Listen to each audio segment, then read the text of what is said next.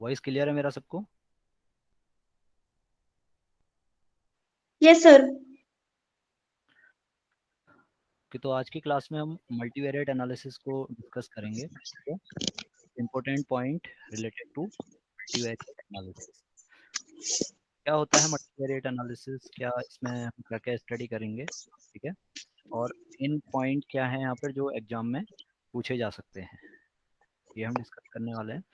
तो मल्टीवेरिएट में भाई, मल्टीवेरिएट को अगर हम डिफाइन करें, तो अगर हम सपोज हम कहें भाई पी हमारा क्या है, ये नंबर ऑफ वेरिएबल्स को रिप्रेजेंट करता है। बेटा माइक ऑफ रखिए अपना।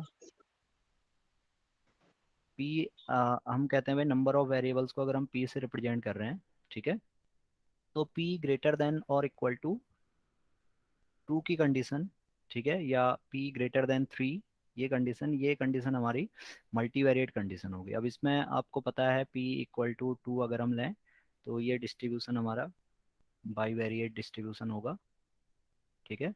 तो मोर स्पेसिफिकली हम कह लें भाई पी यानी नंबर ऑफ वेरिएबल्स क्या है, मोर देन 2 हैं, that means P is greater than और equal to 3, then this case is multivariate case.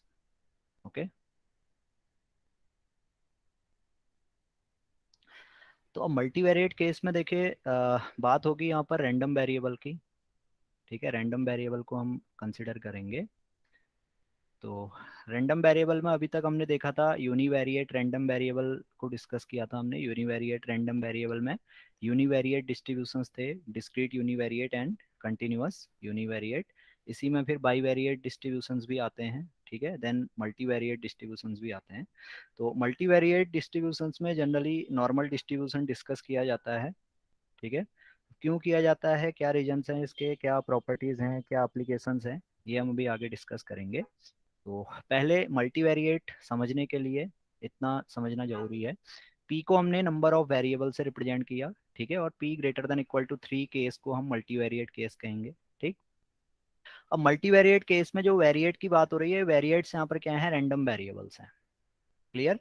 तो मल्टीवेरिएट एनालिसिस जब हम करेंगे, तो यहाँ पर हम क्या यूज करेंगे, मैट्रिक्स का यूज करेंगे, ठीक है। अब मैट्रिक्स क्या होता है, मैट्रिक्स को अगर हम डिफाइन करें मैथमेटिकली, तो हम कहेंगे भाई arrangement of elements in rows and columns, ठीक है। तो जनरली हम मैट्रिक्स को इस तरह से डिनोट करते हैं, मैट्रिक्स कैपिटल लेटर से इसे डिनोट किया जाएगा। सपोज मैट्रिक्स ए, तो इसे हम लिख सकते हैं ए आई जे, ठीक है, के क्रॉस के। तो ये हो गई मैट्रिक्स ऑफ ऑर्डर के, ठीक है, this is matrix of order के। तो इसके एलिमेंट्स, अब यहाँ पर हमने जो ऑर्डर हमने लिया हुआ है के क्रॉस के का, यहाँ पर ये डिफाइन किया हुआ मैट्रिक्स को, ठीक है। मैट्रिक्स हम डिफाइन कर रहे हैं arrangement of elements in rows and columns. तो ये के नंबर ऑफ रोज को रिप्रेजेंट करेगा, और ये नंबर ऑफ कॉलम्स को रिप्रेजेंट करेगा, ठीक है। मोर स्पेसिफिकली अगर हम लिखें इसे, तो इसे सपोज इस तरह से लिख लेते हैं, आर क्रॉस एस, ठीक है। तो यहाँ पर हम कहेंगे this is matrix of order R cross S, ठीक है। तो आर यहाँ पर नंबर ऑफ रोज को रिप्रेजेंट करेगा और एस नंबर ऑफ कॉलम्स को रिप्रेजेंट करेगा। तो इसका मतलब है जो मैट्रिक्स ए है, इसमें आर रोज हैं और एस कॉलम्स हैं। तो जनरली मल्टीवेरिएट एनालिसिस में हम स्क्वायर मैट्रिक्स का यूज करेंगे, ठीक है। स्क्वायर मैट्रिक्स का क्यों यूज करते हैं, अभी आगे हम इसे देखते हैं, समझते हैं, ठीक है। तो स्क्वायर मैट्रिक्स जो मैंने पहले लिखा था के क्रॉस के, वो स्क्वायर मैट्रिक्स है, यानी जहाँ पर ऐसी मैट्रिक्स जिसमें number of rose and number of columns equal होंगे, ठीक है। तो इसी मैट्रिक्स की कुछ प्रॉपर्टीज होती हैं, ये प्रॉपर्टीज भी आपको ध्यान में रखनी है। जैसे हम ट्रांसपोज निकालें, ठीक है, तो ट्रांसपोज को हम ए डैश या ए टी से रिप्रेजेंट करते हैं, ठीक है। तो ए टी ये क्या होगा, ये हो जाएगा ए आई जे एस क्रॉस आर, ठीक है। हमने क्या किया, नंबर ऑफ रोज और नंबर ऑफ कॉलम्स को इंटरचेंज कर दिया, ठीक है। अगर ए मैट्रिक्स में आर रोज हैं एस कॉलम्स हैं, तो ए डैश यानी ए के ट्रांसपोज में या ए टी से हम इसे डिनोट करेंगे, इसमें क्या होंगे, एस रोज हो जाएंगी, आर कॉलम्स हो जाएंगे, रोज के एलिमेंट्स को कॉलम के एलिमेंट्स में इंटरचेंज कर देंगे। ठीक है, जैसे एक एग्जांपल से अगर इसे समझना चाहें तो एक मैट्रिक्स मैंने लिखी है सपोज,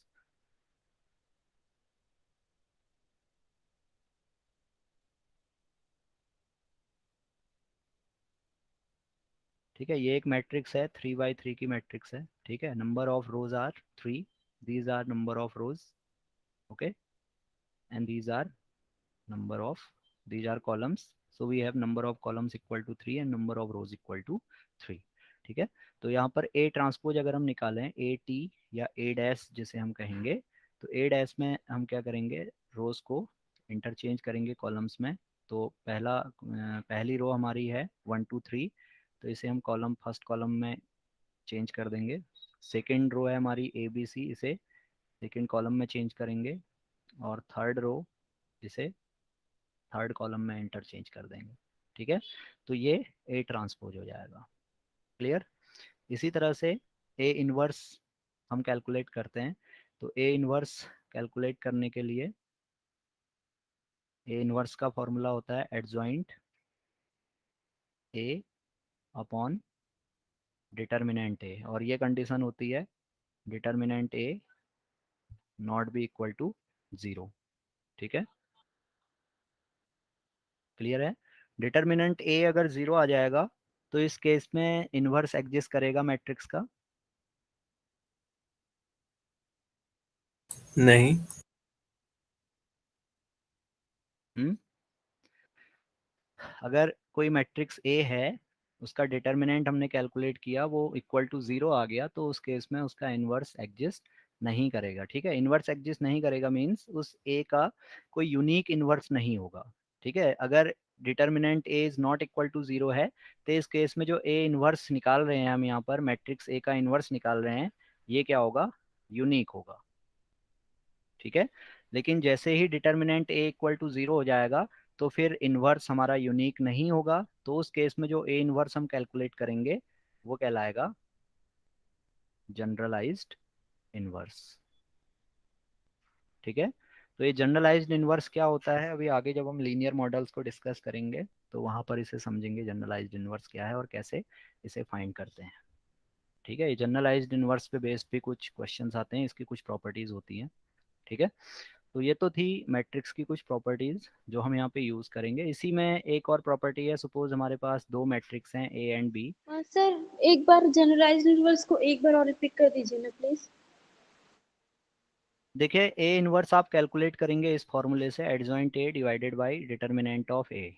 ये कंडीशन है determinant A is not equal to 0।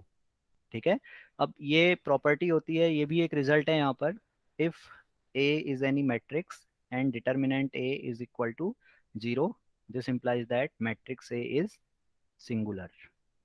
ठीक है, ये नोटेशन है, अगर डिटर्मिनेंट ए हमने कैलकुलेट किया, उसकी वैल्यू 0 आ गई, तो हम कहेंगे मैट्रिक्स क्या है, सिंगुलर है। इसी तरह से determinant A is not equal to 0, in that case A is non singular. ठीक है, similarly if determinant A is greater than or equal to 0, then a is non negative definite। ठीक है, similarly if a is greater than 0, then a positive is definite. positive definite। ठीक है, ये result है। इसी तरह से if determinant A is less than 0, then it is negative definite. Okay, अब नेगेटिव डेफिनेट का यूज तो हम यहाँ पे नहीं करते हैं। ठीक है, ये कुछ रिजल्ट हैं जो हम अभी आगे यूज करेंगे, इनके बेसिस पे कुछ और रिजल्ट्स हम डिस्कस करेंगे। ठीक है, अब देखो ए सिंगुलर है, तो ए सिंगुलर है तो इस केस में A inverse is not unique. ठीक है, ए इनवर्स इस केस में यूनिक नहीं होगा। ठीक है। जनरली अगर जनरलाइज वे में कहा जाए तो हम कह देते हैं भाई, अगर एलिमेंट्री मैथमेटिक्स की बात की जाए तो एलिमेंट्री मैथमेटिक्स में हम कहते हैं if A is equal to zero then A inverse does not exist. ठीक है। लेकिन थोड़ा एडवांस लेवल पे जैसे हम आते, जैसे अगर हम अभी मल्टीवेरिएट में बात कर रहे हैं, ठीक है, मैट्रिक्स में एडवांस लेवल पे स्टडी करते हैं, तो वहाँ पे कहेंगे भाई चलिए ठीक है, ए डिटर्मिनेंट ए जीरो है तो इस केस में ए इनवर्स क्या होगा, यूनिक नहीं होगा। तो इस केस में जो ए इनवर्स हम कैलकुलेट करेंगे, ये ए इनवर्स जनरलाइज्ड इनवर्स कहलाएगा। ठीक है। और generalised inverse can't be unique, generalised inverse unique नहीं हो सकता है। ठीक है। जनरलाइज्ड इनवर्स, बहुत सारे जनरलाइज्ड इनवर्स हम बना सकते हैं। क्लियर। ये ए इनवर्स बहुत सारी फॉर्म में हो सकता है। ठीक है। तो यहाँ पर अभी हम नॉन सिंगुलर की कंडीशन ही कंसिडर करेंगे। When matrix A is non singular, in that case A inverse will be adjoint of A divided by determinant of A. ठीक है। तो ये कुछ मैट्रिक्स की प्रॉपर्टी हैं। इसी में एक प्रॉपर्टी और मैं डिस्कस कर रहा था। हाँ, ये क्लियर हो गया। इनवर्स का कॉन्सेप्ट समझ में आया सबके, inverse and generalised inverse. Yes sir. Sir थोड़ा सा ओरली एडजॉइंट ए को कैसे कंप्यूट करते, थोड़ा सा याद दिलवा दीजिए, मतलब बस ओरली बता दीजिए तो। एडजॉइंट ए हम लोग कैसे कंप्यूट कर वो करते हैं, अब निकालते देखिए हैं? एडजॉइंट ए में, ये एडजॉइंट ए जनरली क्या है, कोफैक्टर मैट्रिक्स का ट्रांसपोज होता है। ठीक है, ट्रांसपोज ऑफ कोफैक्टर मैट्रिक्स। अब कोफैक्टर मैट्रिक्स क्या होती है, जैसे हम बात करें 3x3 ऑर्डर की मैट्रिक्स की बात करें, जैसे हमने लिया था 1 2 3 ABC एंड XYZ। ठीक है, ये सपोज एक अरेंजमेंट है, एलिमेंट्स का अरेंजमेंट है, this is our 3x3 matrix. Clear. तो इस केस में हम कोफैक्टर मैट्रिक्स कैलकुलेट करेंगे, तो हर एलिमेंट का कोफैक्टर यहाँ पर निकाला जा सकता है। ठीक है। तो हर एलिमेंट का कोफैक्टर, जैसे अब फर्स्ट एलिमेंट हमारा 1 है, तो इस 1 का कोफैक्टर क्या करेंगे, इस 1 के कॉलम्स को छोड़ेंगे और इस 1 की रोज को छोड़ेंगे। तो ये मैट्रिक्स जो है, ये मैट्रिक्स हमारी 2x2 की मैट्रिक्स है। दिस इज आवर को फैक्टर ऑफ 1। ठीक है। इसी तरह से अगर हम को फैक्टर ऑफ 2 कैलकुलेट करें, तो को फैक्टर ऑफ 2 कितना आएगा, को factor of 2 will be A B X and Y. ठीक है। क्या होगा, सर बी नहीं होगा, बी अगर हम लोग सेकंड को करेंगे तो बी वाली कॉलम भी तो कटेगी ना, तो ए सी एक्स और जेड होना चाहिए ना हाँ सॉरी, फैक्टर मैट्रिक्स। हाँ हाँ ठीक है। ठीक है, को फैक्टर ऑफ 1 समझ में आया, को factor of 1 is B C and X Y Z. Okay. इसी तरह से को फैक्टर ऑफ 2 हम निकालेंगे, तो को फैक्टर ऑफ 2 में हम क्या करेंगे, 2 कॉलम, सेकंड कॉलम और फर्स्ट रो को यहाँ पर लीव करेंगे। तो हमारे पास जो एलिमेंट मैट्रिक्स मिलेगी, ये होगी A C X and Z, this is को फैक्टर ऑफ 2। तो सिमिलर वे में हर एलिमेंट का को फैक्टर निकालेंगे तो हमें एक मैट्रिक्स मिलेगी, को फैक्टर मैट्रिक्स। उस को फैक्टर मैट्रिक्स का ट्रांसपोज हम कैलकुलेट करेंगे तो वो एडजॉइंट ऑफ ए होएगा। ठीक है। और अगर सर ये 2 into 2 मैट्रिक्स है तो उसका को फैक्टर मैट्रिक्स निकल सकता है क्या? हाँ वो, नहीं निकल सकता है? नहीं क्यों नहीं निकलेगा। हम्म, सर अगर 2 into, ये एक मैट्रिक्स है, तो 1 का हाँ। कोफैक्टर यहाँ पर 4 है, 2 का कोफैक्टर अच्छा। 3 यस है। सर। ठीक है। 4 का कोफैक्टर 1 होगा, 3 का कोफैक्टर 2 होगा। ठीक है।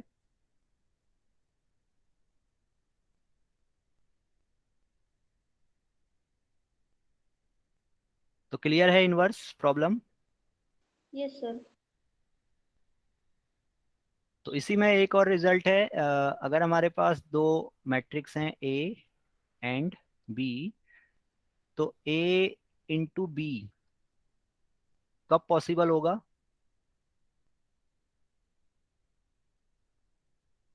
Is a into be possible, if possible then what will be the condition for multiplications of these two matrices। Sir possible है, मतलब फर्स्ट रो की फर्स्ट मतलब जो एलिमेंट होगा मतलब A11 को हम लोग अगले के A11 से करेंगे, फिर A12 को उसके A21 से करेंगे, इस तरह से मल्टीप्लिकेशन करेंगे। देखिए यहाँ पर मैट्रिक्स मल्टीप्लिकेशन पे आपको मैट्रिक्स का ऑर्डर नोन होना चाहिए, ठीक है। मैट्रिक्स के ऑर्डर पे बेस्ड मल्टीप्लिकेशन हम करेंगे।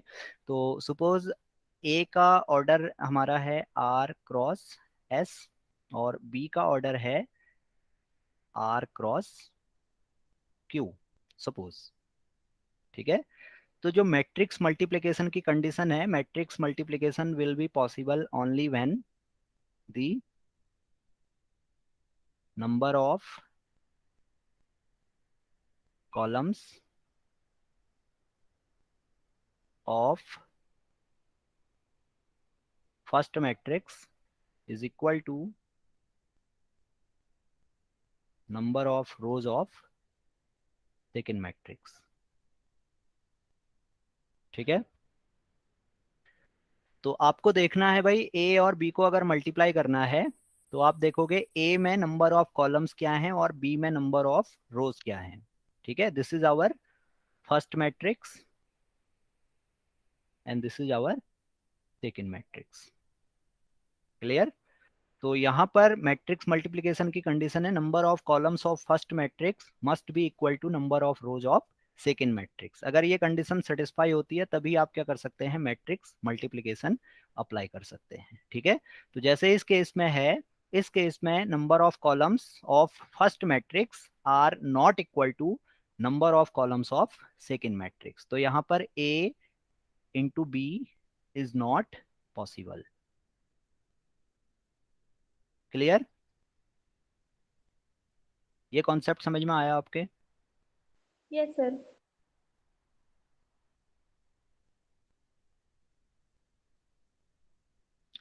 तो मैट्रिक्स मल्टीप्लिकेशन कब पॉसिबल होगा, जब हमारे पास A matrix R cross S में होगी और B matrix S cross Q में होगी। तो यहाँ पर हम देख रहे हैं भाई, number of rows in first matrix is equal equal to number of, sorry, number of columns of first matrix is equal to number of rows in second matrix. तो इस केस में हम ए इंटू बी कैलकुलेट करेंगे। तो A into B का जो यहाँ पर ऑर्डर होगा, ये ए इंटू बी का ऑर्डर कितना हो जाएगा, आर क्रॉस क्यू हो जाएगा, ठीक है। ये क्लियर है सबको। Yes sir. तो इसी तरह से ए इंटू बी अगर पॉसिबल है तो A into B whole transpose is equivalent to B transpose A transpose. Similarly A into B whole inverse is equivalent to B inverse into A inverse, ठीक है।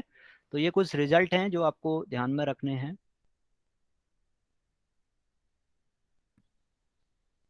तो अब मल्टीवेरिएट एनालिसिस की बात करें तो यहाँ पर कुछ टर्मिनोलॉजी हमारी आती हैं। तो वो टर्मिनोलॉजी क्या हैं और उन टर्म्स की क्या प्रॉपर्टीज़ हैं, वो वन बाय वन डिस्कस करते हैं। तो फर्स्ट टर्म है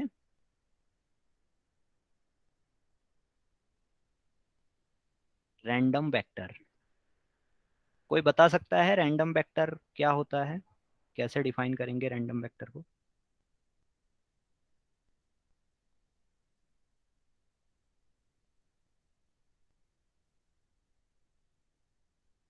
what is random vector.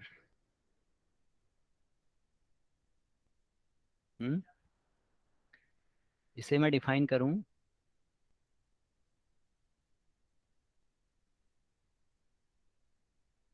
A p component vector x vector, ठीक है। इस तरह से इसका नोटेशन देखेंगे आप बुक में। बुक में अगर आप देखते हैं तो बुक में तो ये क्वांटिटी इस तरह से, बोल्ड क्वांटिटी इस तरह से नोट की जाती है, बोल्ड में लिखा होगा, ठीक है।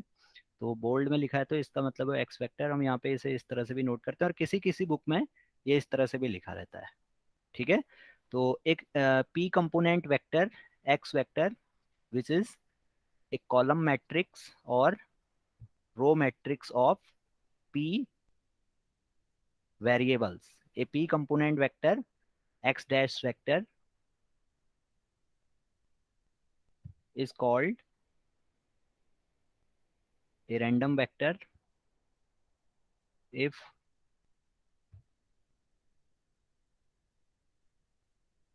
its components are all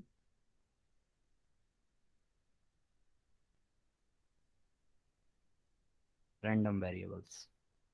okay,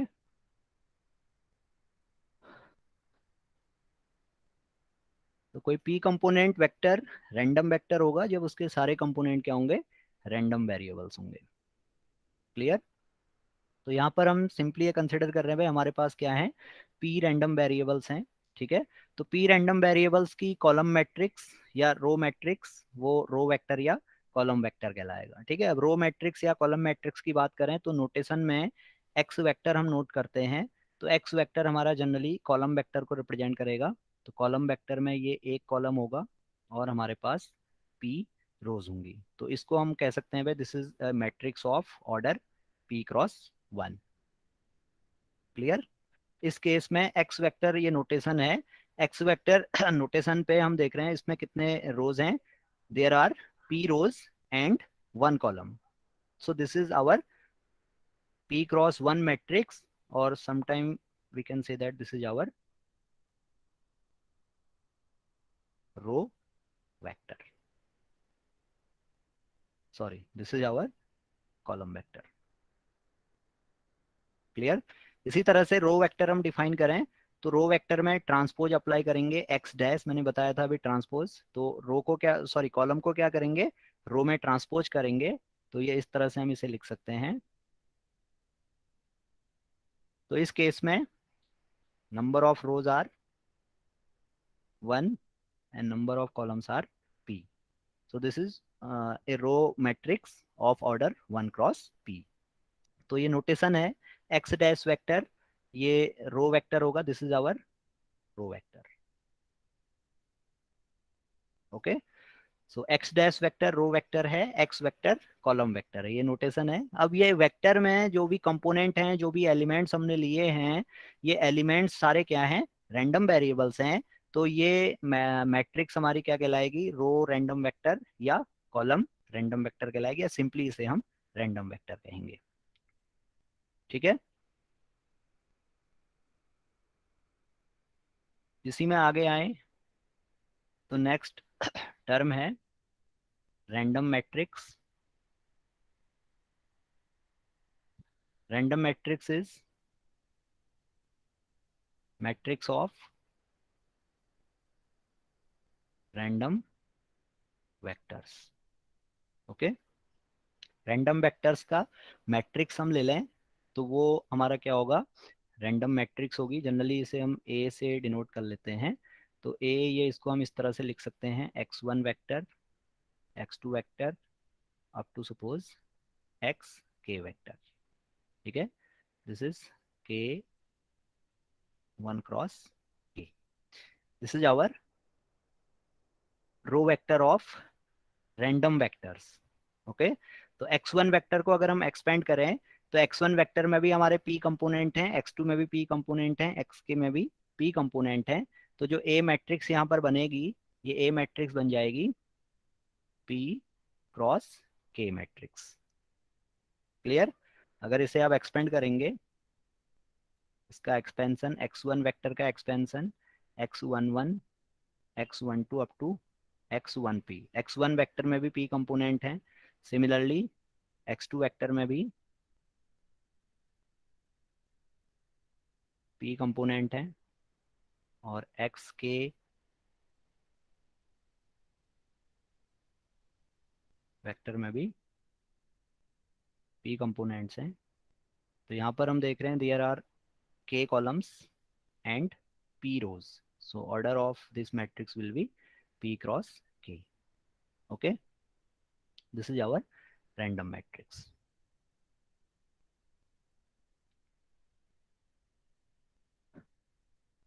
तो ये तो सिंपल डेफिनेशन है। अब एक प्रॉपर्टी है जो अभी हमने एक्स वेक्टर यहाँ पर नोट किया था, x vector is row matrix of p components random variables, and x vector is column matrix of p component random variables। Clear, इतना समझ में आया सबके। एक्स डैश वेक्टर का जो ऑर्डर होगा ये होगा 1 क्रॉस p। एक्स वेक्टर का ऑर्डर होगा p क्रॉस 1। ठीक है। तो यहाँ पर अगर मैं x dash vector x vector calculate करूँ तो ये क्या क्वांटिटी आएगी?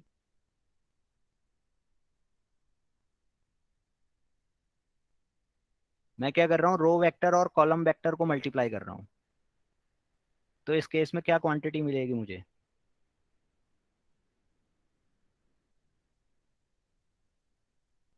1 cross 1।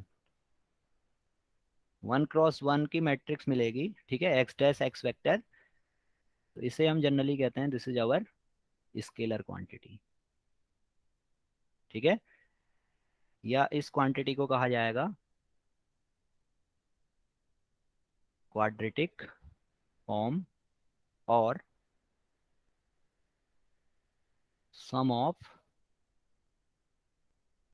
Squares of random variables. ठीक है।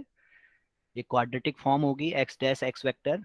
पहले हमने क्या लिया है, रो वेक्टर लिया है, देन कॉलम वेक्टर लिया है, इन दोनों का मल्टीप्लिकेशन ये स्केलर क्वांटिटी आएगी।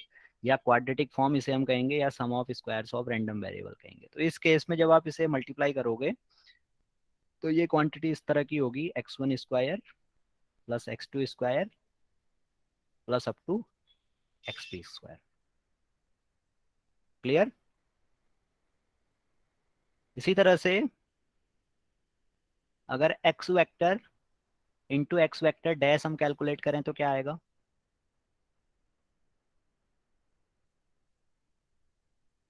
इस केस में क्या रिजल्ट होगा?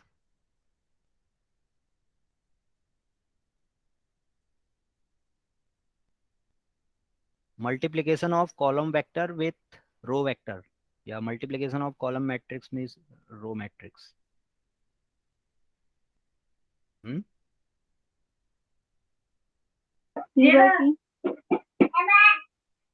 We will get a matrix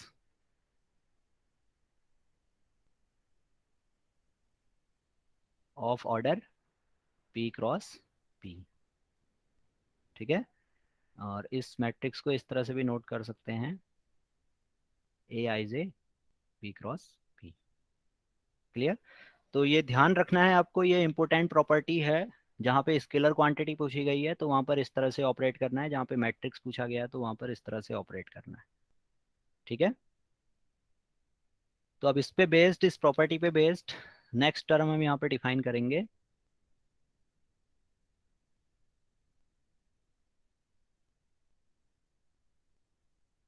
dispersion matrix.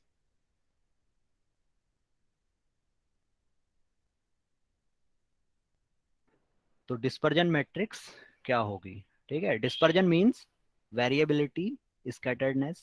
ठीक है, सिंपल जैसे हम यूनिवेरिएट में वेरिएंस कैलकुलेट करते थे उसी तरह से यहाँ पर रैंडम वेक्टर का वेरिएंस कैलकुलेट करेंगे, उसे हम डिस्पर्जन कह लेंगे। ठीक है, ये नोटेशन है। या इस डिस्पर्जन मैट्रिक्स को वेरिएंस को वेरिएंस मैट्रिक्स भी कहते हैं। क्यों कहते हैं अभी आगे देखते हैं इसे। ठीक है।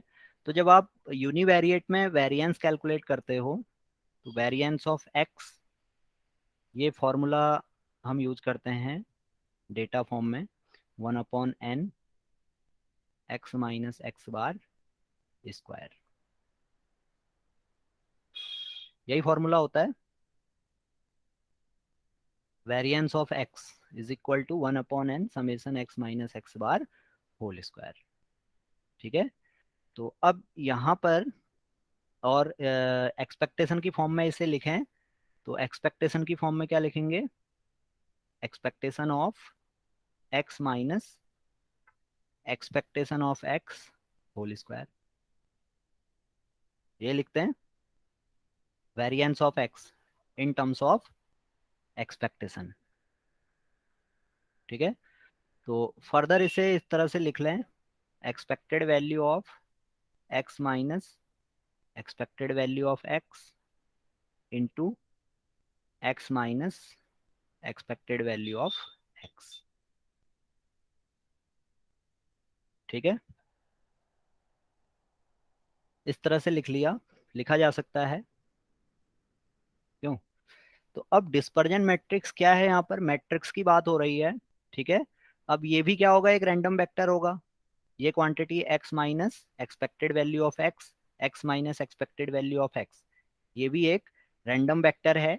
तो हम देख रहे हैं भाई यहाँ पर हम क्या कर रहे हैं, दो रैंडम, हमें क्या करना होगा, अगर हम मल्टीवेरिएट केस को कंसिडर करेंगे तो इस केस में यहाँ पर रैंडम वेक्टर हमें कंसिडर करना होगा, ठीक है। डिस्पर्जन मैट्रिक्स की बात हो रही है, तो ये अभी हमने रिजल्ट देखा था भाई, अगर हम x dash X vector calculate करें तो ये तो स्केलर क्वांटिटी आएगी, ये 1 क्रॉस 1 की एक मैट्रिक्स होगी, ठीक है। वहीं जब हम x vector into x vector dash calculate करेंगे तो ये पी क्रॉस पी की एक रैंडम मैट्रिक्स होगी, ठीक है। तो सिंपली मैं क्या करूंगा, ये मेरा यूनिवेरिएट केस है, इसे मल्टीवेरिएट में कन्वर्ट करूंगा। तो यहाँ पर एक्स वेक्टर से मैं इसे रिप्लेस कर दिया, ठीक है। फर्स्ट टर्म मेरा कॉलम मैट्रिक्स मैंने ले लिया, और सेकंड टर्म में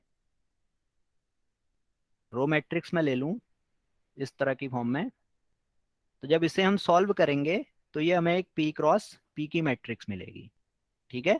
यहाँ पर ये हम नोटेशन दे सकते हैं, expected value of x vector is mu vector, और mu vector is P component mean vector of random vector X, ठीक है। हमारा अजम्पशन यहाँ पर ये है कि x1 x2 xn इनका डिस्ट्रीब्यूशन नॉर्मल है, ठीक है, with mean mu 1 mu 2 up to mu 1 and variance sigma 1 sigma 2 up to sigma n। अगर हम p वेरिएट ले रहे हैं तो mean mu 1 up to mu p हो जाएगा, variance sigma 1 square up to sigma p square हो जाएगा, ठीक है। तो ये नोटेशन है, तो इसे हम सिंपली रिप्लेस कर दें, expected value of x vector minus mu vector into x vector minus mu vector dash, ठीक है। अब ये तो अंडरस्टूड है, एक्स वेक्टर में पी कंपोनेंट्स हैं, x1 x2 up to xp, और म्यू वेक्टर में भी p कंपोनेंट हैं, ठीक है। तो x vector minus mu vector, ये भी एक कॉलम वेक्टर होगा जिसके कंपोनेंट क्या होंगे, x1 minus mu 1, x2 minus mu 2 up to xp minus mu p, ठीक है। और x vector minus mu vector dash, इसके कंपोनेंट ये रो वाइज हम लिख सकते हैं, x1 mu 1, x2 mu 2 up to xp mu p। ये मैट्रिक्स p क्रॉस 1 मैट्रिक्स होगी, और ये मैट्रिक्स 1 क्रॉस p होगी। तो जब आप इन दोनों को मल्टीप्लाई करोगे यहाँ पर, ठीक है, x vector minus mu vector, x vector minus mu vector dash, तो हमें एक मैट्रिक्स मिलेगी, उसका एक्सपेक्टेशन हम ले लें। तो ये मैट्रिक्स सिंपली अगर हम इसे डिफाइन करें तो सिग्मा से हम नोट करते हैं, ठीक है। Sigma equal to dispersion of x vector which is equivalent to expected value of x vector minus mu vector into x vector minus mu vector dash.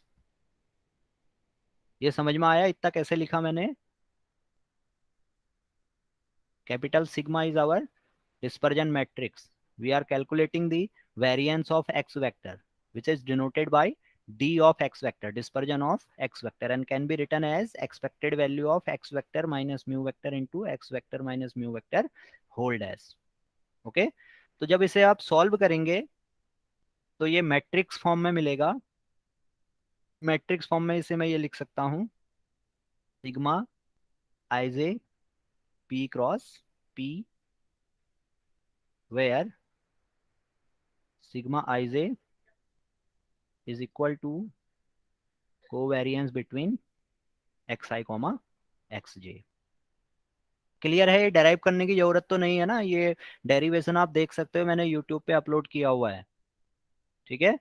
तो डेरिवेशन की जरूरत नहीं है, सिंपल ये फॉर्मूला आपको ध्यान में रखना है, कैसे हम किसी भी रैंडम वेक्टर का डिस्पर्जन कैलकुलेट करेंगे, वेरिएंस कैलकुलेट करेंगे, ठीक है, मैट्रिक्स यहाँ पर कैलकुलेट होगी। तो मैंने आपको रिजल्ट ऊपर बताया कि कब स्केलर प्रोडक्ट मिलेगा, कब इस मैट्रिक्स क्वांटिटी मिलेगी, ये आपको ध्यान में रखना है। ठीक है, अगर आप row vector into column vector करेंगे तो स्केलर क्वांटिटी मिलेगी, और column vector into row vector करेंगे तो मैट्रिक्स क्वांटिटी मिलेगी। ठीक है, तो इस केस में ये सिग्मा मैट्रिक्स, ये अगर इसकी फॉर्म हम देखें तो इसकी फॉर्म इस तरह की हम नोट कर लेते हैं, sigma 11, sigma 12 up to sigma 1p, then sigma 21, sigma 22 to sigma 2p, sigma p1, sigma p2 to sigma pp. This is p cross p matrix and it is known as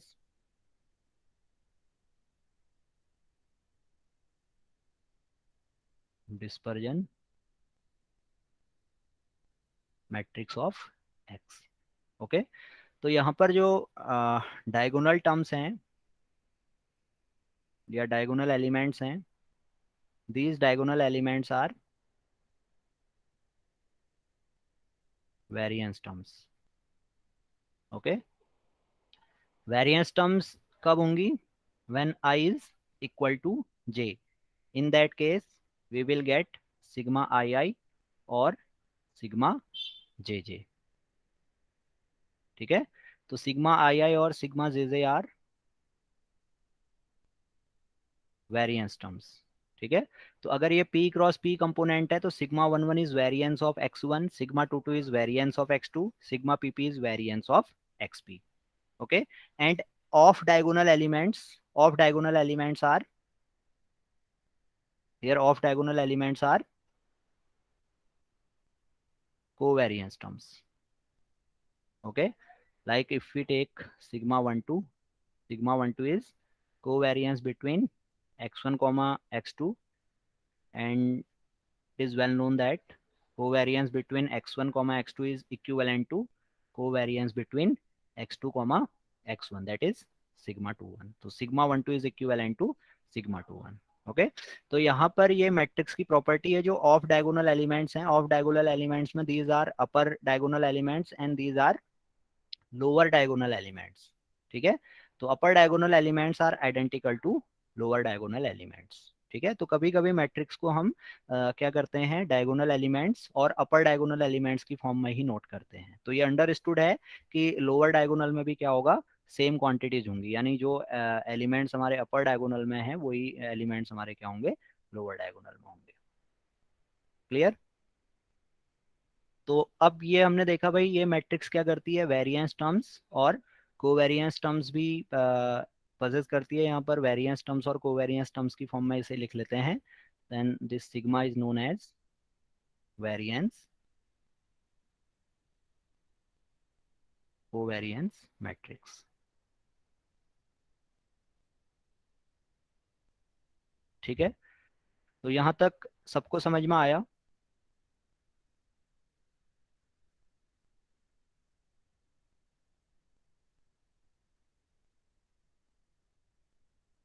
यहाँ तक सबको समझ में आया है? Yes sir. अब कुछ terms यहाँ पर निकल के आती हैं। देखिए एक चीज रह गई थी पीछे मैट्रिक्स में, trace of matrix. Suppose we have a matrix A, then trace of A is sum of diagonal elements। Okay, तो कोई भी मैट्रिक्स ए है तो उसका ट्रेस आपसे पूछा जाता है, ट्रेस को टी आर से नोट करते हैं, this is trace of A, T R से इसे नोट कर लेते हैं। ठीक है, so trace of A is sum of diagonal elements. ठीक है, जैसे कोई मैट्रिक्स है, सपोज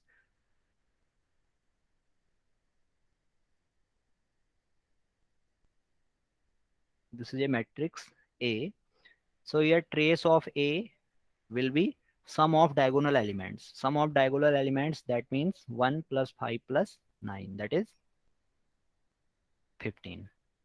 ओके, क्या किया, ये डायगोनल एलिमेंट्स हैं, इनका सम मैंने निकाल लिया, this is our trace of matrix A. Trace समझ में आया सबके?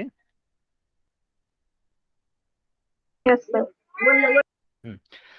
तो अब जो क्वेश्चन पूछा जा सकता है, उस क्वेश्चन में हो सकता है आपको सिग्मा मैट्रिक्स न्यूमेरिक फॉर्म में गिवन हो, ठीक है, 3 रैंडम वेरिएबल के गिवन गिवन हो, या 4 random variable, sorry 4 random variable पे बेस्ड हो, ठीक है, यानी 4 वेरिएट डिस्पर्जन मैट्रिक्स गिवन है या try variate dispersion matrix given है।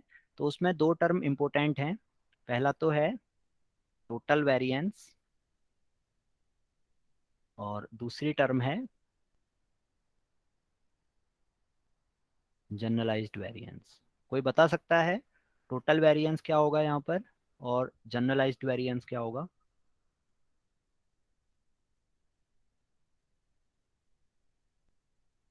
अगर हमें सिग्मा नोन है, ठीक है, suppose this is our sigma, okay,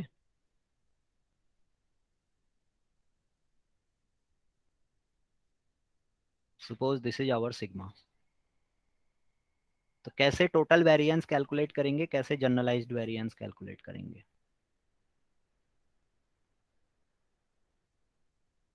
if we have a trivariate distribution where dispersion matrix sigma or variance covariance matrix sigma is given as a 3 cross 3 matrix, what is the total variance and what will be the generalized variance?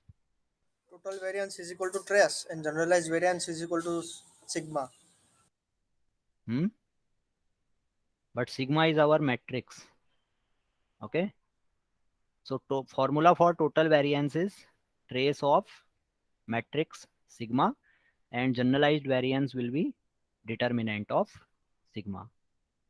We will calculate determinant of this matrix. So the determinant of matrix sigma is known as generalized variance, okay, and total variance will be the trace of sigma, that means sum of diagonal elements. अभी मैंने बताया था diagonal elements क्या है हमारे, variance terms हैं, these are all variance terms. तो total variance क्या होगा, सिंपली वेरिएंस टर्म्स को ऐड कर देंगे, ठीक है, और मैट्रिक्स नोटेशन में इसे हम ट्रेस कहते हैं, डायगोनल एलिमेंट्स का sum is our trace of matrix, okay.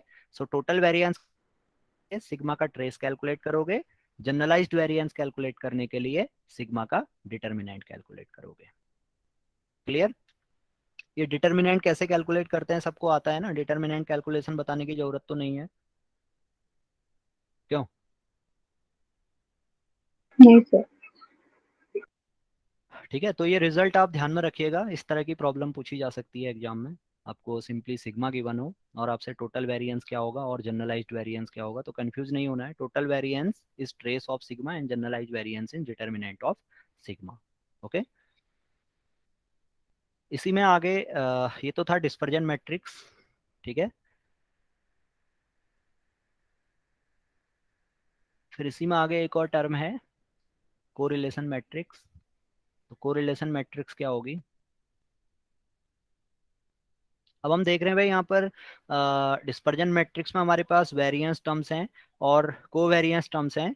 तो वेरिएंस और कोवेरिएंस की हेल्प से हम क्या कर सकते हैं, कोरिलेशन कैलकुलेट कर सकते हैं, ठीक है। Correlation between x y is defined as covariance between x y divided by standard deviation of x into standard deviation of y. This is the formula for calculating correlation between two variables, okay. So covariance of xy can be written as sigma xy, and standard deviation of x can be written as sigma x, and standard deviation of y can be written as sigma y, okay. तो ये formula जब हम apply करेंगे sigma matrix में, तो हमें correlation matrix मिलेगी, ठीक है। So correlation matrix notation for correlation matrix is delta, and delta can be written as rho ij p cross p, where rho ij is sigma ij, that means covariance between I and j divided by square root of sigma ii sigma jj.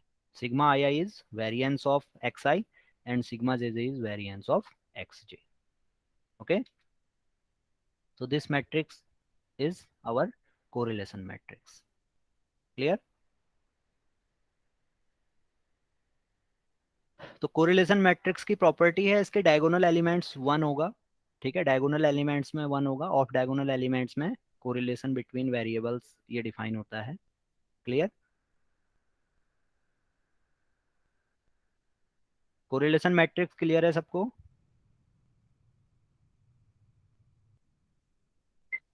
Yes sir.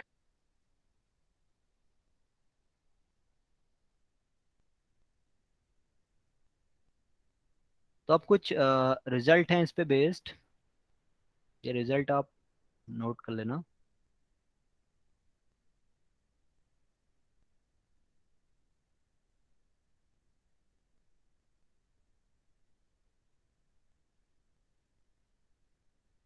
First result is generalised variance और determinant of sigma is equal to sigma 11 sigma 22 up to sigma P P into determinant of correlation matrix. Okay,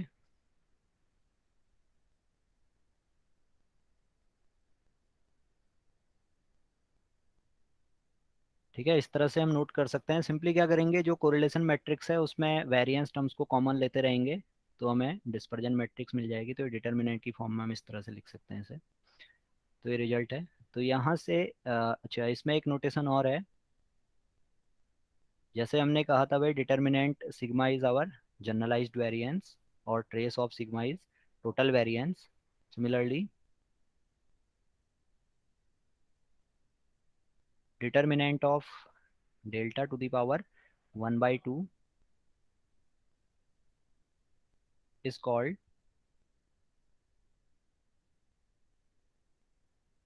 scatter coefficient. Okay, determinant of delta, that means determinant of correlation matrix to the power 1/2, that means square root of determinant of delta is called scatter coefficient। ठीक है, ये भी आपको ध्यान में रखना है, किसी भी मैट्रिक्स का डिटर्मिनेंट आप कैलकुलेट करोगे तो वो एक स्केलर क्वांटिटी आएगी। ठीक है,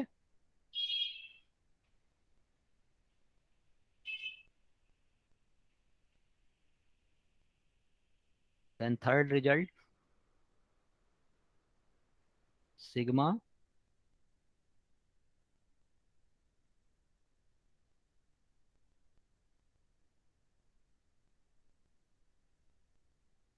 is non-negative definite. Okay, that is determinant of sigma will be greater than or equal to 0। ये रिजल्ट हमेशा फॉलो होगा। सिग्मा का डिटर्मिनेंट नेगेटिव नहीं हो सकता है। ठीक है, सिग्मा का डिटर्मिनेंट आप कैलकुलेट करोगे तो वो हमेशा क्या आएगा, या तो जीरो आएगा या जीरो से बड़ी क्वांटिटी आएगी। ठीक, fourth property, sigma is positive definite if and only if. क्या कंडीशन होगी पॉजिटिव डेफिनेट के लिए? सिग्मा अगर पॉजिटिव डेफिनेट है, इसके लिए क्या कंडीशन होगी?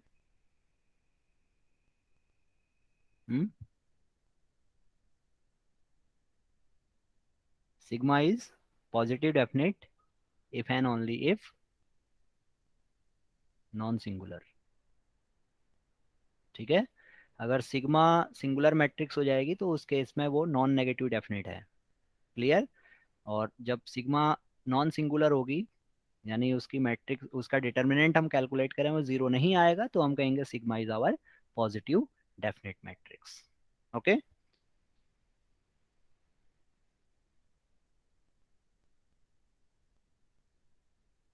And fifth result,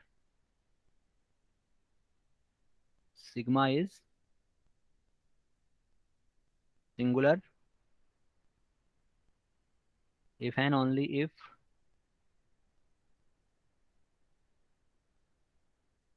the components of x vector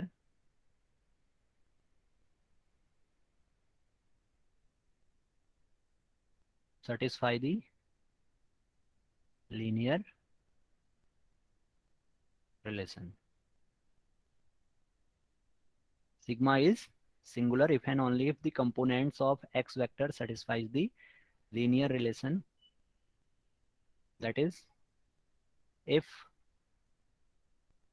a dash vector x vector is equal to c, then sigma will be singular matrix. Okay ये रिजल्ट हमारा फॉलो होगा,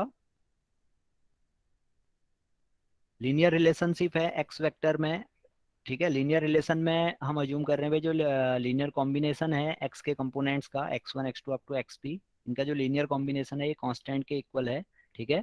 तो इस केस में सीधा सीधा रिलेशन हो गया भाई, x vector is equivalent to a constant quantity, in that case the dispersion matrix will be a singular matrix, ठीक है। ये रिजल्ट इससे फॉलो होगा, variance of A is equal to 0 where a being a constant, ठीक है। Constant quantity का variance क्या होगा, 0 होगा। तो इस केस में जो लीनियर रिलेशन है रैंडम वेरिएबल के कंपोनेंट्स के बीच में, वो सीधा सीधा क्या है, कांस्टेंट की फॉर्म में है, ठीक है। तो इस केस में सिग्मा क्या होगा, 0 होगा। क्लियर। तो ये कुछ रिजल्ट हैं डिस्पर्जन मैट्रिक्स पे बेस्ड, ये आपको ध्यान में रखना है। अब इनसे रिलेटेड अगर किसी को कोई डाउट है तो आप पूछ सकते हैं।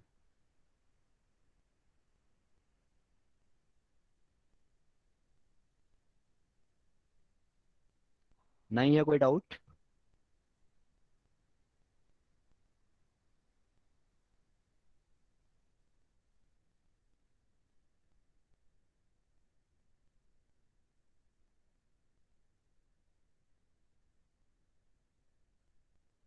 और अगर सिग्मा इज इक्वल टू 0 आए, determinant of sigma is equal to 0, तो वो नॉन मींस वो नेगेटिव डेफिनेट हो जाएगा।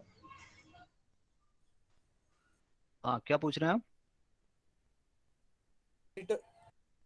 अगर डिटर्मिनेंट ऑफ सिग्मा 0 के बराबर आता है, मींस सिंगुलर मैट्रिक्स है वो, तो वो नेगेटिव डेफिनेट उसे कहते हैं। Yes, in that case sigma will be non-negative definite, not negative definite, non-negative definite. Okay, sigma negative definite नहीं होगा कभी भी। Okay sir. Clear. Negative definite क्यों नहीं होगा, कोई बता सकता है?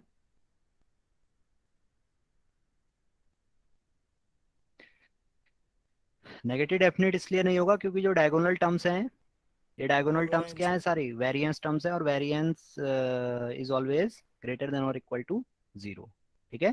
तो डिटर्मिनेंट हम इन्हीं डायगोनल एलिमेंट्स के कोफैक्टर्स के टर्म्स में कैलकुलेट करते हैं, ठीक है। और कोई डाउट किसी को? तो ये तो कुछ बेसिक प्रॉपर्टी हैं। अब यहाँ पे जो प्रॉब्लम पूछी जाती है वो जैसे मैंने बताया आपको, सिग्मा मैट्रिक्स गिवन है तो टोटल वेरिएंस या जनरलाइज्ड वेरिएंस क्या होगा ये पूछ लिया जाता है, ठीक है।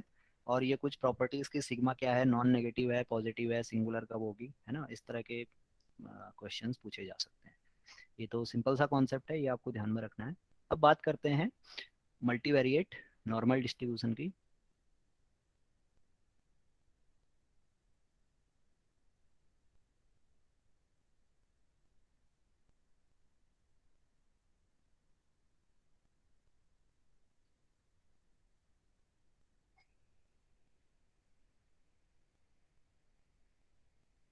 तो यहाँ पर सीधे मैं पीडीएफ नोट करूंगा,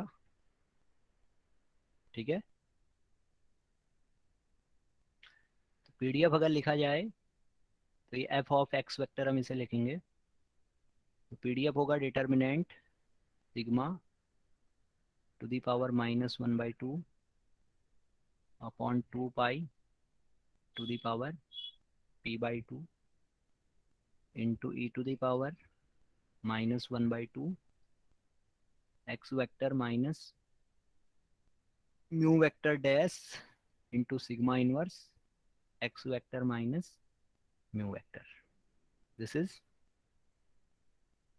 the PDF of multivariate normal distribution where sigma is dispersion matrix or variance covariance matrix and mu vector is mean vector of random vector x. ठीक है, तो जनरली जब आप यूनिवेरिएट फॉर्म लिखते हैं तो यूनिवेरिएट फॉर्म आपने लिखा था 1/सिग्मा root 2 pi e⁻⁻½ x minus mu over sigma whole square. ठीक है, इसी को मैं इस तरह से लिख सकता हूँ x minus mu into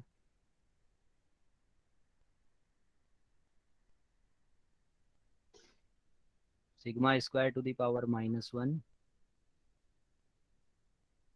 into x minus mu लिखा जा सकता है।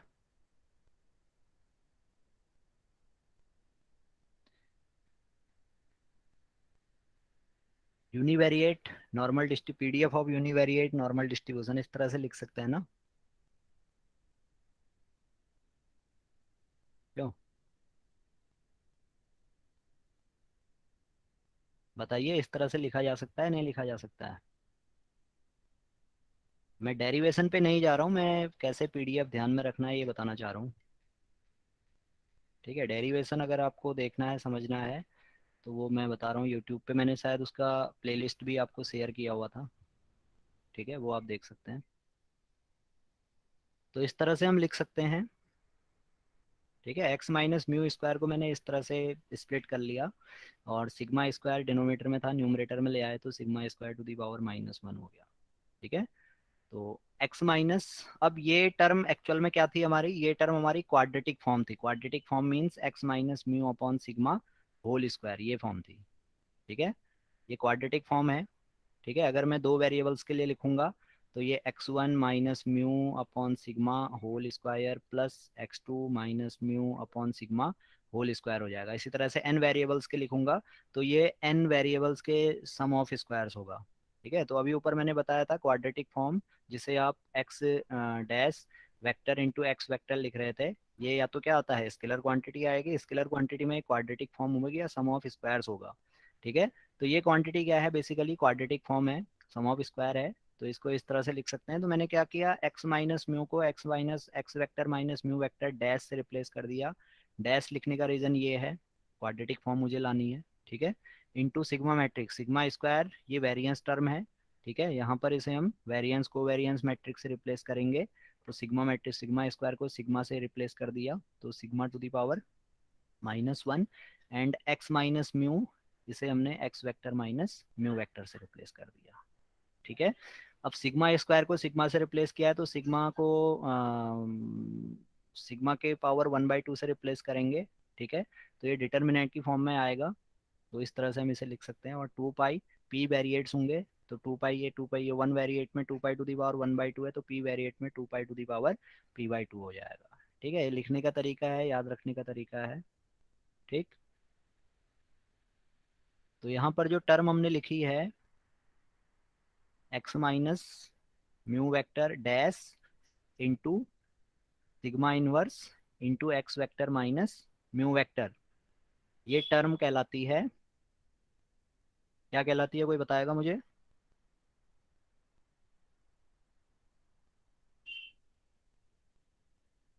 This term is called quadratic form. Okay, और is known as Mahalanobis squared distance.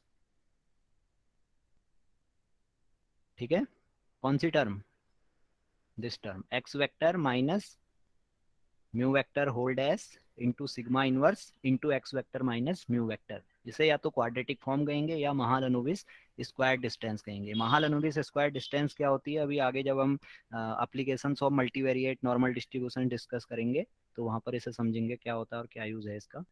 ठीक है, अभी जनरली हम इसे क्वाड्रेटिक फॉर्म ही पढ़ेंगे, क्वाड्रेटिक फॉर्म के टर्म्स में ही इसे नोट करेंगे। ठीक है,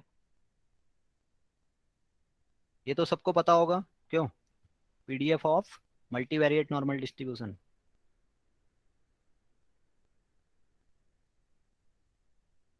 yes sir.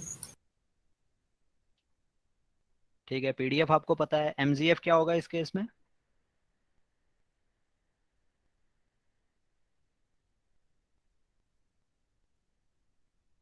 MGF of normal distribution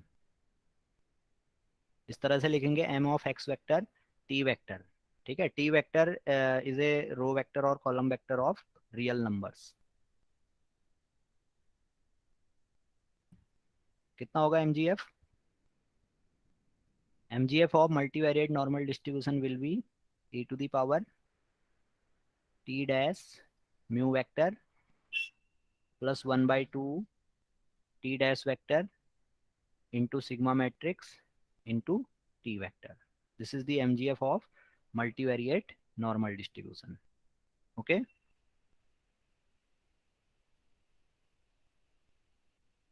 Univariate MGF कितना होता है? e to the power mu t plus half plus sigma square T square. हाँ सिग्मा स्क्वायर टी स्क्वायर।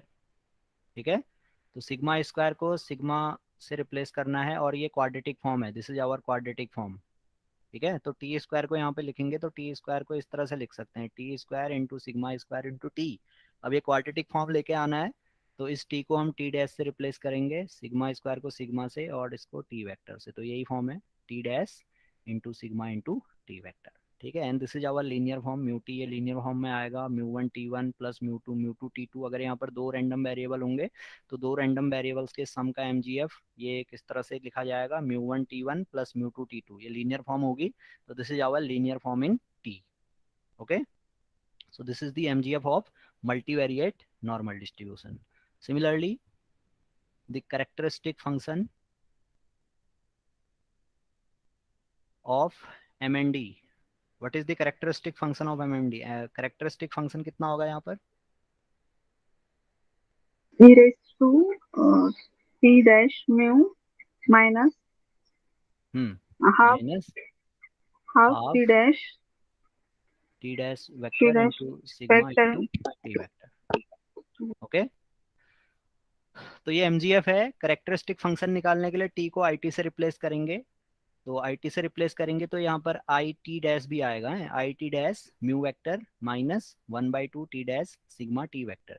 तो इसे जब हम आई टी को आई टी से रिप्लेस करेंगे तो ये T mu I T plus half sigma square I T whole square.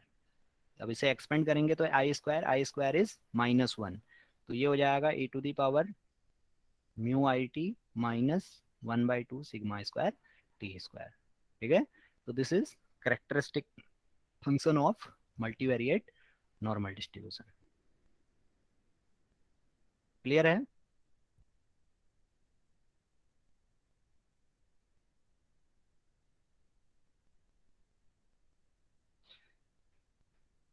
अब जो डेफिनेशन है मल्टीवेरिएट नॉर्मल वेरिएट और मल्टीवेरिएट नॉर्मल डिस्ट्रीब्यूशन की, ये डेफिनेशन अगर हम जनरल वे में बात करें तो हम कहेंगे भाई any random vector x vector follows multivariate normal distribution if it's PDF is given by, है ना, वो पीडीएफ जो अभी हमने ऊपर लिखा है, अगर कोई रैंडम वेक्टर इस तरह के पीडीएफ को फॉलो करेगा तो वो मल्टीवेरिएट नॉर्मल डिस्ट्रीब्यूशन होगा। इसी को हम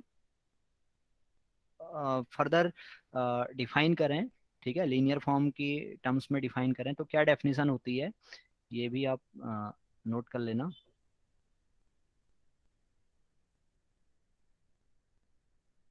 अगर आप कोई रेफरेंस बुक देखते हैं, ठीक है, मल्टीवेरिएट एनालिसिस में रेफरेंस बुक में जैसे जो ज़्यादातर यूज़ की जाती है बुक वो है TW एंडरसन की। ठीक है, TW Anderson introduction to multivariate analysis. इस बुक में बहुत सारी डेफिनेशंस दी हुई है मल्टीवेरिएट नॉर्मल डिस्ट्रीब्यूशन की। Definition based upon probability density function, definition based upon moment generating function, definition based upon linear form of random vector. Okay, तो इसके अलावा भी कुछ बुक हैं जैसे अगर अप्लाइड में आप देखना चाहते हो, न्यूमेरिकल पार्ट के लिए आप देखना चाहते हो प्रॉब्लम्स, तो उसमें भुयान की बुक आती है, ठीक है, अप्लाइड मल्टीवेरिएट एनालिसिस, केसी भुयान, ये इंडियन राइटर हैं तो इनकी बुक आती है। ठीक है, वो आप कंसिडर कर सकते हैं। तो उसमें भी रिजल्ट्स काफ़ी कंपाइल्ड वे में है। ठीक है, उसमें इतना डिटेल एनालिसिस नहीं है। डिटेल एनालिसिस आपको देखनी है तो उसके लिए आपको TW एंडरसन ही आप देख सकते हैं, उसमें काफ़ी अच्छा है। लेकिन वो नोटेशंस वहाँ पे थोड़ा सा चेंज है, तो वो नोटेशंस आपको ध्यान में रखने हैं, कौन सी चीज़ किससे नोट की जा रही है। ठीक है, तो ये दो बुक आप देख सकते हैं मल्टीवेरिएट एनालिसिस में। तो हाँ, हम डेफिनेशन की बात कर रहे थे। तो इसमें अगर हम डिफाइन करें तो इसको इस तरह से लिख सकते हैं, P component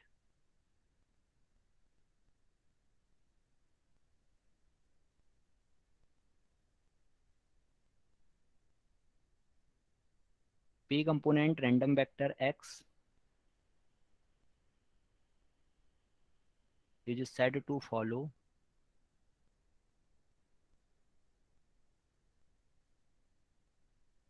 a p variate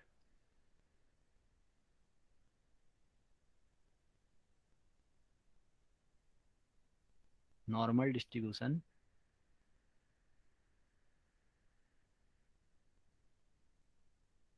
if it can be expressed as x vector equal to a y vector plus mu vector. Okay, where अभी पैरामीटर्स हम डिफाइन कर ले, where a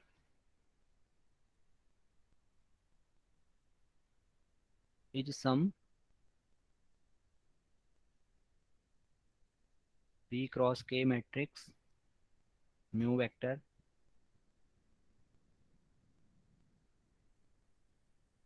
a p component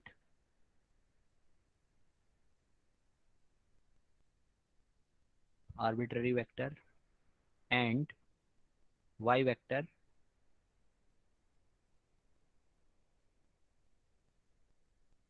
a k component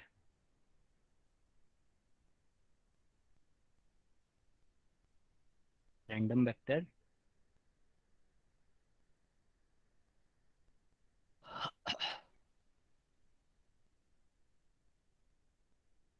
whose components are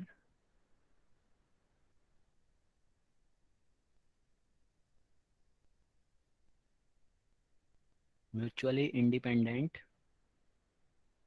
n 0, 1 variates. Okay,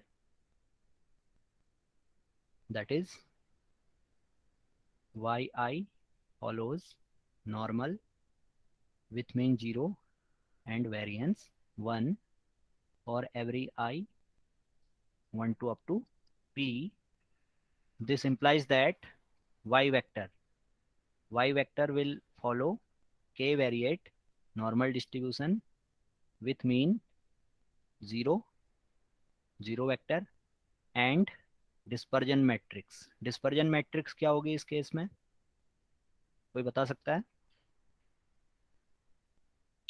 हमारे पास p random variables हैं, p random variables का distribution standard normal है।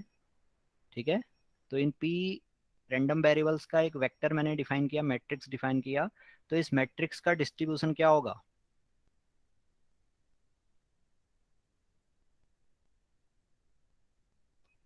The distribution of y vector will be k variate normal with mean 0 and dispersion matrix I. Okay,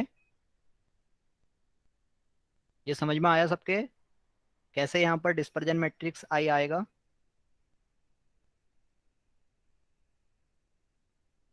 The condition is given the component of y vector are mutually independent, so the covariance terms vanishes. Okay, ये समझ में आ रहा है सबके? Dispersion matrix of sigma y will be variance of y1. Variance of y1 is 1. Covariance between y1 and y2 equal to 0. ठीक है, इसको इस तरह से आप समझने के लिए इस तरह से लिख सकते हैं, y1 y2 up to yp y1 y2 up to yp। ठीक है, so this term y1 covariance between y1 comma y1, covariance between y1 comma y1 is variance of y1, variance of y1 will be 1। Okay, ये imply करेगा yi follows normal with mean 0 and variance 1। this will imply that expected value of yi equal to 0 and variance of yi equal to 1, and under the condition the components are mutually independent, covariance between yi comma yj is equal to 0। okay, so covariance between y1 comma y2 is 0, covariance between y1 comma yp is 0। similarly covariance between y2 comma y1 is 0, covariance between y2 comma y2, covariance between y2 comma y2 is variance of y2 that is equal to 1। तो similar way में ये matrix हमें इस तरह की form में मिलेगी। ठीक है, so this is identity matrix of order k, this will be matrix of k cross k, so this is ik। so the distribution of y vector will be k variate normal with mean 0 and dispersion matrix ik। इतना समझ में आया सबके? ये concept सबके समझ में आया? ये कॉन्सेप्ट सबको क्लियर है?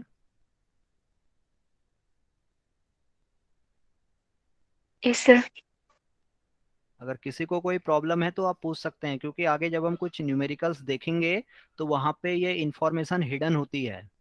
ठीक है, तो इसे हमें एक्सट्रैक्ट करना होता है। वो ये नहीं देगा आपको कि रैंडम वेक्टर का डिस्पर्जन मैट्रिक्स इतना है, वो कह देगा component of random vectors are mutually independent and the distribution of components is normal with mean zero and variance 1। तो उस केस में आपको ये आइडेंटिफाई करना है कि भाई उन वेक्टर का डिस्पर्जन मैट्रिक्स क्या होगा। ठीक है, तो ये कैसे आया, ये समझ में आ गया होगा सबके। तो कोई भी वेक्टर, कोई भी रैंडम वेक्टर जो क्या है, इस तरह की फॉर्म में लिखा हुआ है, जहां पर म्यू वेक्टर एक आर्बिट्री वेक्टर है, ए कोई आर्बिट्री मैट्रिक्स है, और वाई वेक्टर हमारा यहाँ पर नॉर्मल डिस्ट्रीब्यूशन को फॉलो करता है। तो इस एक्स वेक्टर का distribution P variate normal distribution होगा with mean mu vector and dispersion matrix. कितना होगा डिस्पर्जन मैट्रिक्स यहाँ पर?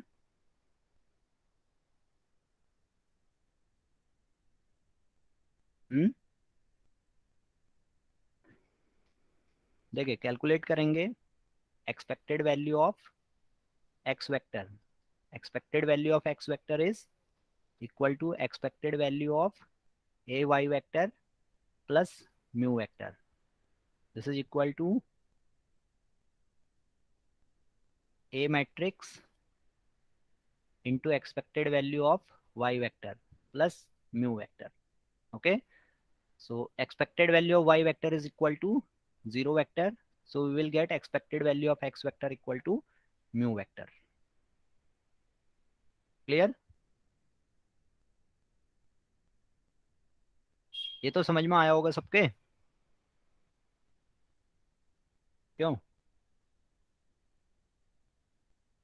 Similarly we can calculate dispersion of x vector, dispersion of x vector will be dispersion of a y vector plus dispersion of mu vector, and dispersion of constant is 0, so dispersion of mu vector will be 0 vector, and we have to calculate dispersion of a y vector। okay, now what will be the dispersion of a y vector? कोई बता सकता है dispersion of A Y vector कितना होगा?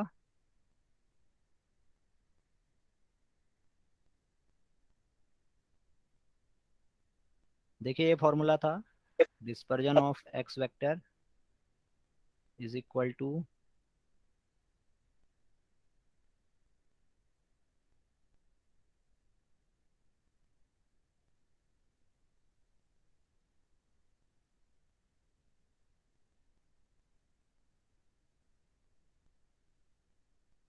यही formula था।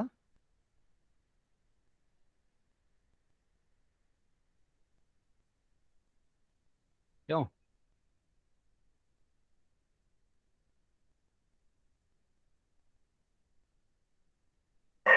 ए dash sigma A sir.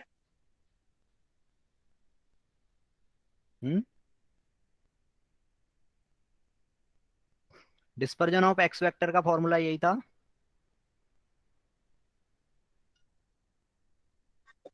Yes sir. तो इसमें एक्स वेक्टर की जगह पे क्या करेंगे, ए वाई वेक्टर, हमें dispersion dispersion matrix of A Y vector चाहिए। तो ये हम पुट करेंगे यहाँ पर सिंपली ए वाई वेक्टर माइनस ए वाई वेक्टर इंटू ए वाई वेक्टर माइनस ए वाई वेक्टर डैश। ठीक है, तो ये जब पुट करेंगे तो यहाँ से एक्सपेक्टेड वैल्यू ऑफ ए तो कॉमन आ जाएगा, इस टर्म से ए कॉमन ले लिया, Y vector minus expected value of Y vector. अब यहाँ से डैश अप्लाई होगा, तो डैश अप्लाई होने पे ये हमें पता है ये डैश क्या होगा, इस तरह से ये A B whole dash is equivalent to B dash A dash, ये प्रॉपर्टी होती है। तो ये हो जाएगा Y vector minus expected value of Y vector whole dash into A dash. ठीक है, एंड ए बाहर लेंगे एक्सपेक्टेशन से, ए डैश बाहर लेंगे, तो ये फाइनली हमें मिलेगा A into dispersion of Y vector into A dash, ये मिलेगा। And dispersion of Y vector is I, तो this will be equal to A into A dash. ठीक है, और ए डैश ए को हमने लिख लिया dispersion matrix sigma. Clear? So x vector follows normal with p component mean vector mu and dispersion matrix sigma. तो ये नोटेशन है, notation for multivariate normal distribution. Clear है?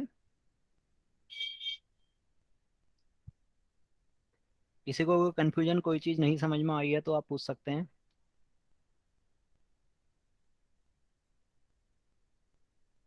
ये लीनियर फॉर्म पूछी जा सकती है एग्जाम में। ठीक है, ये प्रॉपर्टी पूछी जा सकती है भाई, यहाँ पर ए क्या है, A is some p cross k matrix, mu is any arbitrary p cross 1 matrix, that means p component arbitrary vector, and y vector will be a k component random vector whose components are mutually independent, normal, variates with mean 0 and variance 1. Then x vector will follow multivariate normal distribution with mean vector mu and dispersion matrix sigma. Clear?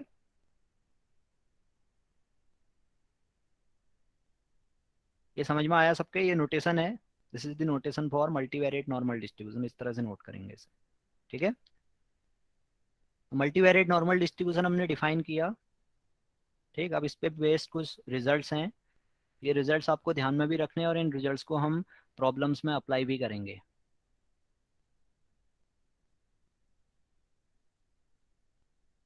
ठीक है, proof पे नहीं जा रहा हूं मैं।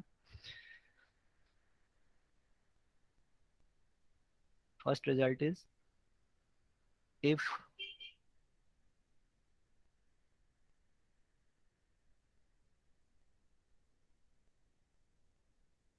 B is some m cross P matrix and x vector follows P variate normal distribution with mean vector mu and dispersion matrix sigma, then Bx vector follows. What will be the distribution of Bx vector?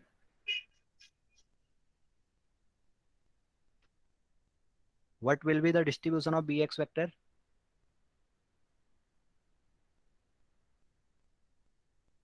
Bx vector का distribution क्या होगा यहाँ पर?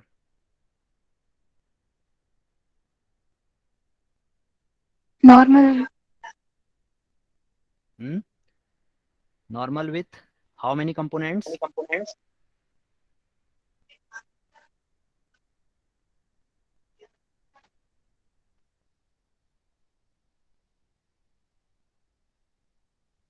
Normal with how many components?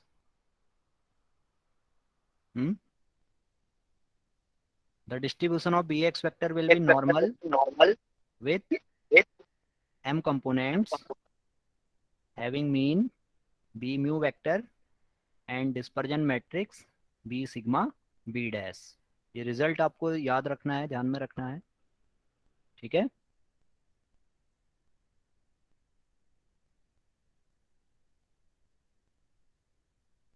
याद रहेगा। Proof अगर देखना है तो प्रूफ आप देख लेना, प्लेलिस्ट मैंने शेयर की है, उसमें वीडियोस में मैंने डराइव किया हुआ है कैसे आएगा, ये आपको रिजल्ट यहाँ पर ध्यान रखना है, ठीक है। अभी इसे अप्लाई करेंगे आगे न्यूमेरिकल्स में तो और क्लियर हो जाएगा, ठीक। Second result is if x vector follows normal with p component having mean vector mu and dispersion matrix sigma, then the linear form of x vector L dash vector x vector, this is linear form in random variable x1 x2 up to xp. The distribution of this linear form will be univariate normal with mean L dash vector mu vector and variance L dash vector sigma L vector, okay. ये यहाँ पे आप note कर सकते हैं, where L dash x vector is linear combination in x vector, okay, ठीक है। जैसे ये एक suppose we have x vector following normal trivariate normal, that means normal distribution with three component mean vector mu and dispersion matrix sigma, then the distribution of x1 plus x2 plus x3, this is the linear form in x1 x2 x3. This will follow normal with mean L dash mu vector and dispersion L dash sigma L vector, where L vector is 1 1 and 1, okay. X vector, we have in x vector three components x1 x2 and x3. So if we take L dash x vector, we will get L dash, that means 1 1 and 1, and x vector x1 x2 x3. So matrix, by matrix multiplication we will get x1 plus x2 plus x3. This is the linear form in x1 x2 and x3, okay. So L dash x vector is our linear form in x vector. So the distribution of this linear form will be univariate normal with mean L dash mu vector and variance L dash vector sigma L vector. ये clear है, सबको समझ में आया? ये result सबको समझ में आया है?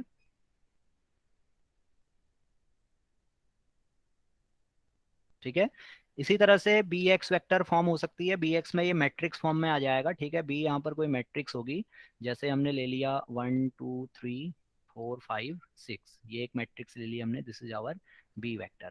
तो इसे जब हम एक्स वेक्टर के साथ ऑपरेट करेंगे, सपोज हमारे पास वही तीन कंपोनेंट रैंडम वेक्टर है, तो इस केस में ये मैट्रिक्स फॉर्म में आएगा। ये मैट्रिक्स फॉर्म में कितना होगा, x1 plus 2x2 plus 3x3 and 4x1 plus 5x2 plus 6x3, ये एक मैट्रिक्स फॉर्म है, ठीक है। तो इसका डिस्ट्रीब्यूशन क्या होगा, तो इसका डिस्ट्रीब्यूशन सिंपली हम क्या करेंगे, ये बी मैट्रिक्स को आइडेंटिफाई करेंगे। बी मैट्रिक्स आइडेंटिफाई किया और हमें एक्स वेक्टर का मीन और डिस्पर्जन मैट्रिक्स गिवन है, तो उसके बेसिस पे हम बी एक्स वेक्टर का डिस्ट्रीब्यूशन निकाल सकते हैं, ठीक है। इतना समझ में आया होगा सबके?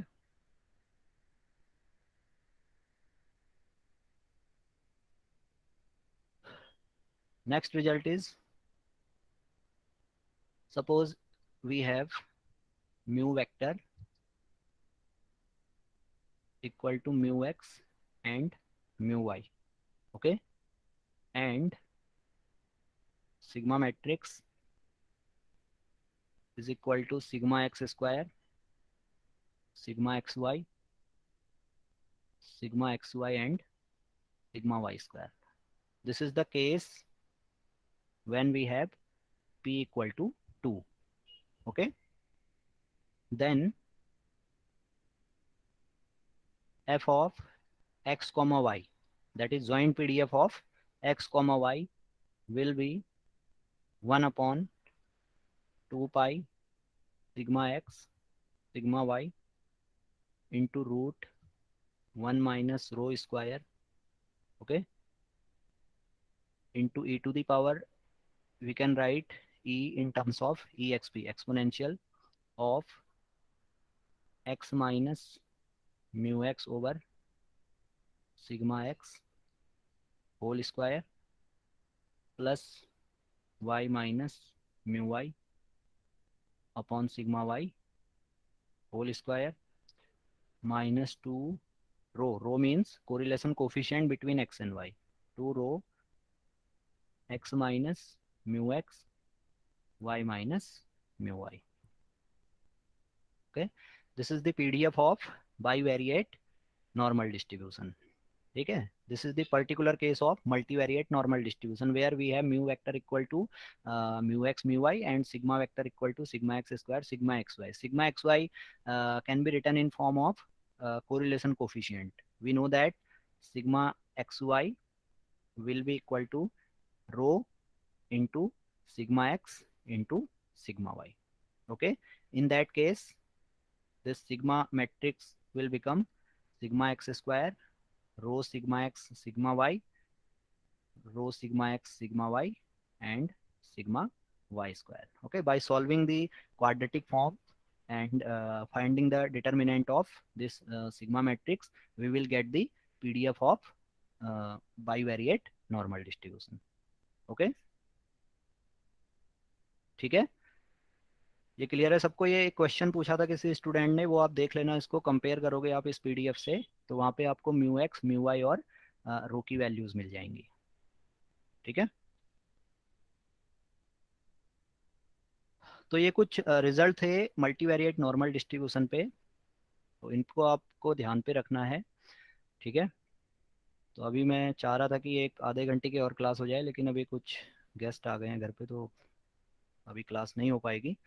तो नेक्स्ट क्लास कल करते हैं। ठीक है, कल 6 बजे से करेंगे, तो उसमें कुछ न्यूमेरिकल प्रॉब्लम्स हम देखेंगे कि कैसे हम बी एक्स वैक्टर और एल डैश एक्स वैक्टर का डिस्ट्रीब्यूशन आइडेंटिफाई करते हैं, और इंडिपेंडेंस की क्या कंडीशन होगी, और कंडीशनल डिस्ट्रीब्यूशन क्या होता है, देन कैसे कोरिलेशन कैलकुलेट होगा और कैसे रिग्रेशन कैलकुलेट होगा in case of multi variables. Okay, then फिर आगे हम applications of multivariate normal distribution discuss करेंगे, जिसमें प्रिंसिपल कंपोनेंट एनालिसिस क्या होती है और डिस्क्रिमिनेंट एनालिसिस क्या होती है, महालनोबिस डिस्टेंस का क्या यूज है, ये हम डिस्कस करेंगे। ठीक है, तो अभी इतना करते हैं। अगर आपको कोई डाउट रहता है, कोई क्वेश्चन रहता है, तो आप नेक्स्ट क्लास में डिस्कस कर लेना।